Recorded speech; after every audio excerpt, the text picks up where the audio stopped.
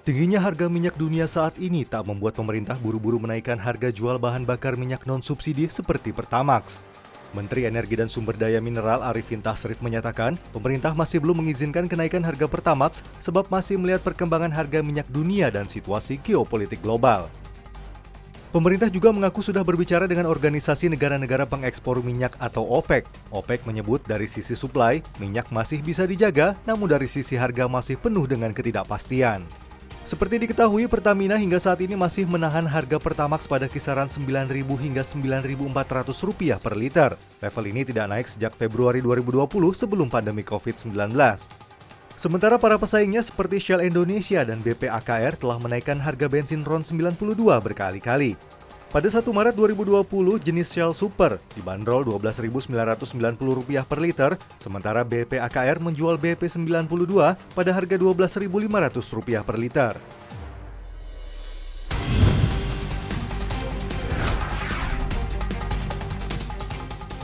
Perseteruan Bambang Triatmojo dengan pemerintah makin panas. Persoalan piutang SEA Games 1997 tak kunjung menemukan titik terang. Pasalnya, anak Presiden Indonesia kedua Soeharto ini menolak membayar utang dan meminta pemerintah berhenti menagih utang SEA Games ke-19.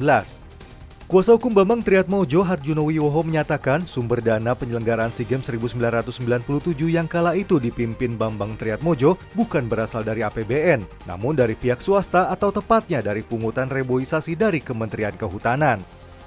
Secara keseluruhan, jumlah piutang negara yang ditagih Kementerian Keuangan kepada Bambang Triatmojo mencapai Rp64 miliar.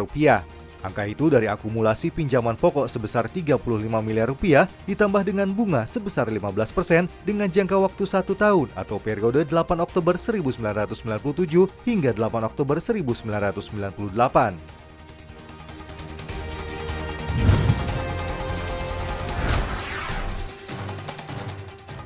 Likuiditas nasional sepanjang Februari 2022 meningkat hingga double digit. Tercatat uang beredar dalam arti luas tumbuh 12,5% secara tahunan menjadi Rp7.672,4 triliun. Kepala Departemen Komunikasi sekaligus Direktur Eksekutif Bank Indonesia, Erwin Haryono, menjelaskan, pertumbuhan uang beredar itu tumbuh melambat jika dibandingkan dengan Januari 2022 yang mencapai 12,8%. Perkembangan uang beredar dalam arti luas sepanjang Februari 2022 sejalan dengan berlanjutnya akselerasi penyaluran kredit di tengah perlambatan ekspansi keuangan pemerintah dan aktiva luar negeri bersih. Erwin memaparkan tagihan bersih kepada pemerintah pusat tumbuh 42,7% secara tahunan pada Februari 2022. Angkanya lebih rendah dari pertumbuhan bulan sebelumnya yang mencapai 48,1%. Begitu juga dengan aktiva luar negeri bersih yang pertumbuhannya melambat menjadi 1,4% secara tahunan pada Februari 2022. Sementara pertumbuhan aktiva luar negeri bersih pada Januari 2022 mencapai 1,8% secara tahunan. Di sisi lain, penyaluran kredit pada Februari 2022 tumbuh 5,9%, lebih kencang dibandingkan dengan bulan sebelumnya.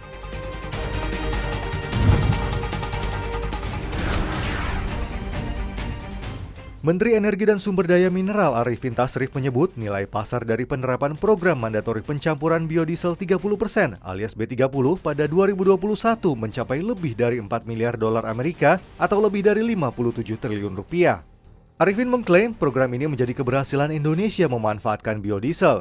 Bahkan program ini diklaim mengurangi emisi gas rumah kaca hingga 25 juta karbon dioksida ekuivalen. Pemanfaatan biodiesel di dalam negeri berkontribusi 35% dari bauran energi baru terbarukan yang mencapai 11,7% pada 2021. Sementara pemerintah menargetkan bauran EBT mencapai 23% pada tahun 2025.